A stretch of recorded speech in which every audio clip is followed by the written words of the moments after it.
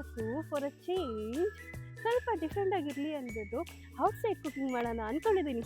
So chicken biryani ಮಾಡೋಣ ಬನ್ನಿ.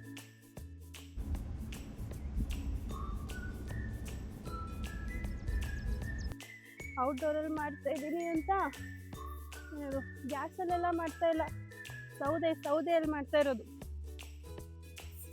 ಈ ಸೌದೆ ಒಲೆ ಎಲ್ಲ ತುಂಬ ಹೊಸದು ನನಗೆ. ಸೊ ಆದರೂ ಧೈರ್ಯ ಮಾಡಿ ಸೌದೆ ಒಲೆಯಲ್ಲಿ ಮಾಡೋಣ ಅಂತ ಮಾಡ್ತಾಯಿದ್ದೀನಿ. ಚಿಕನ್ ತೊಳ್ಕೊಂಬಂದ್ಬಿಡೋಣ. ಸೊ ಚಿಕನ್ ತೊಳೆಯೋಕ್ಕೆ ಮಡಿಕೆ ಬಂದುಬಿಟ್ಟು ಪಕ್ಕದ ಹೊಲದಲ್ಲಿ ಇಟ್ಟಿದ್ರು. ಸೊ ಚೆನ್ನಾಗಿ ಕಾಣುತ್ತೆ ವೀಡಿಯೋಗೆ ಅಂದ್ಬಿಟ್ಟು ತೊಗೊಬಂದೆ. ದೇವರು ಸೋ ಸ್ವೀಟ್ ಕೊಟ್ಟರು. ಸೊ ಇವಾಗ ಒಲೆ ಹಚ್ಚಿ ನಾವು ತಪ್ಪಲೆ ಇಟ್ಕೊಳ್ಳೋಣ. ತಪ್ಪಲೆ ಇಟ್ಕೊಂಡು ಆಯಿಲ್ ಹಾಕ್ಕೋಬೇಕು, ಎಷ್ಟು ಬೇಕೋ ಅಷ್ಟು ಆಯಿಲ್ ಹಾಕ್ಕೊಂಡು. ಸೊ ಇವಾಗ ಪಲಾವ್ ಮಸಾಲ, ಗರಂ ಮಸಾಲ ಎಲ್ಲ ಹಾಕ್ಕೋಬೇಕು. ದೆನ್ ಆನಿಯನ್,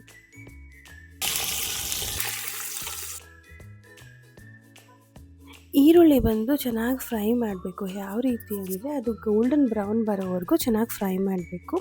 ಅದು ಎಷ್ಟು ನಾವು ಈರುಳ್ಳಿ ಎಷ್ಟು ಬ್ರೌನ್ ಆಗುತ್ತೋ ಅಷ್ಟೇ ಟೇಸ್ಟ್ ಬರುತ್ತೆ ಬಿರಿಯಾನಿಗೆ. ಸೊ ಇವಾಗ ಶುಂಠಿ, ಬೆಳ್ಳುಳ್ಳಿ, ಈರುಳ್ಳಿ 3 ಪೇಸ್ಟ್ ಮಾಡಿರೋದು ಹಾಕ್ಕೋಬೇಕು. ಹಾಕ್ಕೊಂಡು ಅದ್ರದ್ದು ರಾ ಸ್ಮೆಲ್ ಇರುತ್ತಲ್ಲ, ರಾ ಸ್ಮೆಲ್ ಹೋಗೋವರೆಗೂ ಕೂಡ ನಾವು ಚೆನ್ನಾಗಿ ಹುರ್ಕೋಬೇಕು. ಇದೆಲ್ಲ ಆದಮೇಲೆ ಟೊಮ್ಯಾಟೊ ಹಾಕ್ಕೋಬೇಕು. Tomato is purely optional, like ನಿಮ್ಗೆ ಇಷ್ಟ ಇದ್ದರೆ ಹಾಕೊಬೋದು, ಇಲ್ಲಾಂದರೆ ಬೇಡ. ನಾವು ಯೂಸ್ ಮಾಡ್ತೀವಿ ಟೊಮ್ಯಾಟೊ, ಸೊ ನಾನು ಹಾಕ್ಕೊತಿದ್ದೀನಿ ಇಲ್ಲಿ.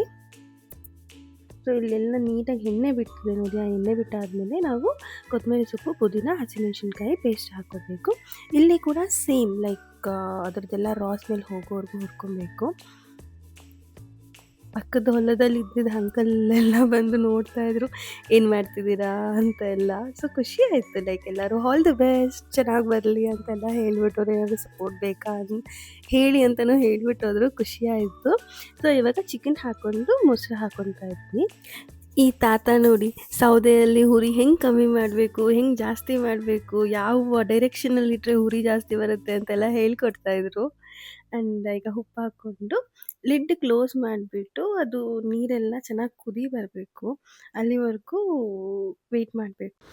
ನೋಡಿ ತಾತಂಗೆ ನಾನು ಕೇಳ್ತಾ ಇದ್ದೆ, ತಪ್ಪಲೆಗೆ ಅಂಟಿದೆಯಲ್ಲ ಮಸಿ, ಆ ಮಸಿ ಎಲ್ಲ ಹೆಂಗೆ ತಾತ ಹೋಗಿಸೋದು ಅಂದ್ಬಿಟ್ಟು ಅವ್ರು ಸ್ವಲ್ಪ ಟಿಪ್ಸ್ ಕೊಡ್ತಾಯಿದ್ರು. ನಮ್ಮ ಮಮ್ಮಿ ಹೋದ ವಾರ ತಾನೇ ತಂದಿದ್ದು ಹೊಸ ತಪ್ಪಲೆ, ಅದು ಕೊಡ್ಬೇಕಾದ್ರೆ ಹೆಂಗೆ ಹೋಗ್ತಿದೆಯೋ ಹಾಗೆ ವಾಪಸ್ ಬರಬೇಕು ಅಂತ ಡೈಲಾಗ್ ಬೇರೆ ಹೇಳಿ ಕಳಿಸಿದ್ರು.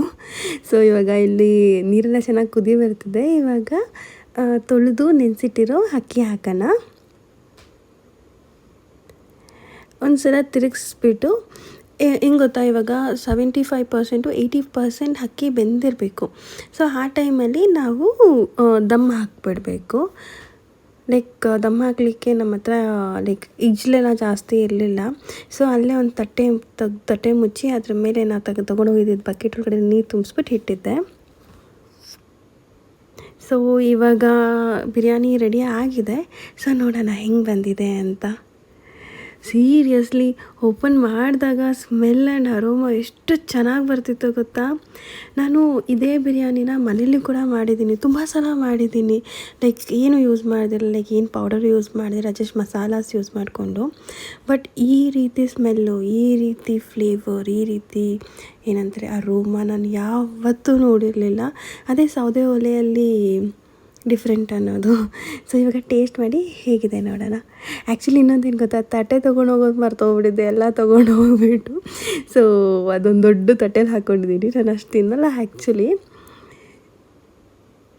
ಟೇಸ್ಟ್ ಮಾತ್ರ ಯು ಡೋಂಟ್ ಬಿಲೀವ್ ಮೀ, ಅಷ್ಟು ಚೆನ್ನಾಗಿತ್ತು, ಸಕ್ಕತ್ತಾಗಿತ್ತು ಬಿರಿಯಾನಿ ಮಾತ್ರ.